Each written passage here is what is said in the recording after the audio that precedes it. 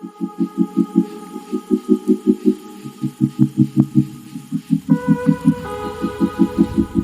কেইবাদিনো হ'ল video' upload কৰিব পৰা নাই।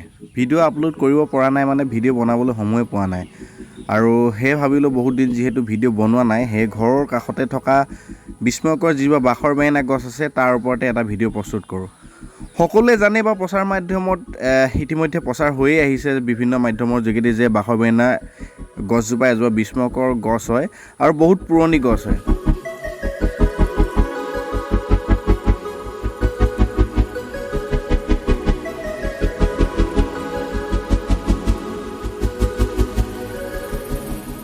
বহু পুৰণি মানে প্ৰায় 600 বছৰ পুৰণি এজোপা গছ হয়। সেয়ে ভাবিলোঁ মোৰো এটা দায়িত্ব আছে ঘৰৰ কাষতে থকা গছজোপাৰ প্ৰচাৰ মাধ্যমৰ যোগেদি বা বিভিন্ন মাধ্যমৰ যোগেদি ৰাইজক অৱগত কৰাটো মোৰ এটা দায়িত্ব হয়। সেয়ে ভাবিলোঁ আৰু ভিডিঅ'টো প্ৰস্তুত কৰিলোঁ আপোনালোকলৈ মোৰ সীমিত তথ্যৰ যোগেদি আপোনালোকৰ আগলৈ আগবঢ়ালোঁ বা মুখে মুখে যিবিলাক প্ৰচলিত কথা তাৰ ওপৰত ভিত্তি কৰি আপোনালোকৰ আগলৈ ভিডিঅ'টো প্ৰস্তুত কৰি আগবঢ়ালোঁ।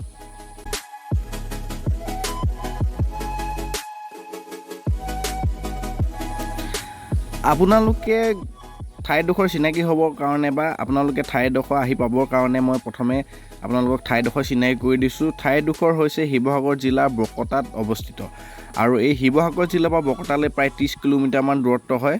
আৰু এই ঠাইডোখৰলৈ আপোনালোকে আহিবলৈ হ'লে শিৱসাগৰৰ পৰা চেপন-চোনপুৰা ৰাস্তাইদি আহিব লাগিব আৰু উপপথ হিচাপে আপোনালোকে নঙলামৰা গড়মূৰ হৈ চেতিয়াগাঁও ৰাস্তাই আহিব লাগিব আৰু চেতিয়াগাঁও ৰাস্তাৰ পৰা এটা উপপথ গৈছে, সেইটো হৈছে চাংমাইবাৰী আৰু এই চাংমাইবাৰী ৰাস্তাইদি আপোনালোকে গৈ বাখৰ বেঙেনা নামৰ ঠাইডোখৰ পাবগৈ। তাতে গছজোপাৰ অৱস্থিত আৰু ঠাইডোখৰ কাষতে এখন বাখৰ বেঙেনা নামেৰে বাখৰ বেঙেনা হাইস্কুল আছে আৰু কাষতে এটা সাংস্কৃতিক প্ৰকল্প বা নামঘৰ আছে।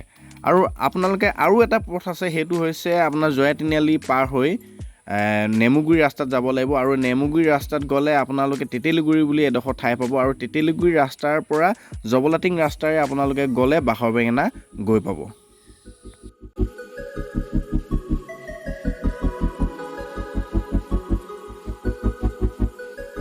গতিকে মই ভাবোঁ এই দুটা ৰাস্তাই যদি আপোনালোকে আহে তেনেহ'লে গছজোপাৰ কাষ পাবলৈ আপোনালোকৰ কোনো অসুবিধা নহ'ব।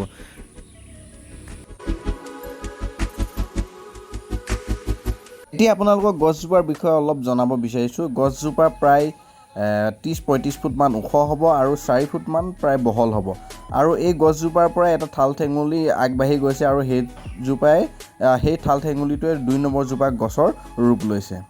আৰু এই গছজোপা গছটো খহটা হয়, ইয়াৰ যিবিলাক ডাল হয় অলপ লিকটীয়া টান হয় আৰু ইয়াৰ পাতবিলাক যিবিলাক আছে তগৰ ফুলৰ পাতৰ আকৃতিৰ দৰে আৰু তগৰ ফুলৰ পাততকৈ অলপমান ডাঙৰ হয় পাতখিলা, কিন্তু আকৃতিটো প্ৰায় তগৰ ফুলৰ পাতখিলাৰ দৰে হয়। আৰু ইয়াৰ যিপাহ ফুল হয় ফুলপাহ বগা আৰু মাজতে অলপ হালধীয়া ৰঙৰ আছে আৰু এই হালধীয়া ৰঙৰ কাষে কাষে 6টা হীৰা এনে ফাটি গৈছে। আপোনালোকক মই ভিডিঅ'টোত দেখাই দিছোঁ। ইয়াৰ যিটো গুটি লাগে গুটিটো মধুৰিআমৰ নিচিনা হয়। মধুৰিআমৰ নিচিনা যদিও হয় এই গুটিটো অলপ মিহি হয় আৰু এই গুটিটো পকিলে ইয়াত যেতিয়া ৰ'দ পৰে, ৰ'দ পৰিলে তিৰবিৰাই থাকে। 2014 চনতে লক্ষ্ণৌত অৱস্থিত Birbal Sahani institute of polio' বটানিকৰ মতে গছজোপাৰ বয়স তেওঁলোকে প্ৰায় 580 বছৰ হ'ব বুলি ধাৰণা কৰিছিল।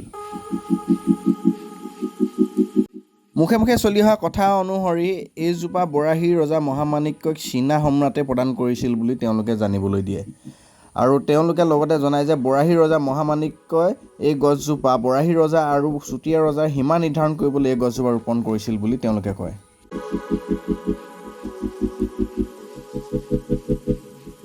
আৰু আন একাংশৰ মতে 1497 চনত যেতিয়া আহোম ৰজা চুহুংমুহুঙে চৰগুৱা অঞ্চলত ৰাজধানী পাতিছিল আৰু চৰগুৱা অঞ্চলটো আছিল দিহিং পাৰত আৰু সেই দিহিং পাৰত যেতিয়া দিহিঙৰ বানপানী হৈছিল, বানপানীৰ ফলত যথেষ্ট ক্ষতিসাধন হৈছিল আৰু ক্ষতিসাধন হোৱাৰ ফলত এই দিচাং পাৰলৈ আহি বকতা অঞ্চলত তেখেতসকলে ৰাজধানী পাতিছিল আৰু যেতিয়া বকতা অঞ্চলৰ ৰাজধানী পাতিছিল তেতিয়া বৰাহী ৰজা লগত তেখেতসকলৰ যুদ্ধ হৈছিল আৰু যুদ্ধৰ ফলত বৰাহী ৰজা পৰাজিত কৰিছিল আৰু বৰাহী ৰজা পৰাজিত হৈ তেখেত চৰ্ত মৰ্মে তেখেতসকললৈ 7 নাও সোণ আৰু 7 নাওৰ ৰূপৰ লগতে বহুতো মণিমুকুতা তেওঁলোকলৈ আগবঢ়াইছিল আৰু সেই মণিমুকুতাখিনি ধনে সোণা জান হৈ আহোম ৰজালৈ তেখেতলোকলে লৈ আহিছিল আৰু সেই ধন সোণখিনি অনাৰ ফলত যিটো জানৰ সৃষ্টি হৈছিল যিটো ৰাস্তাৰ সৃষ্টি হৈছিল সেইটোকে বৰ্তমান ধনেখনা জান ৰূপে পৰিচিত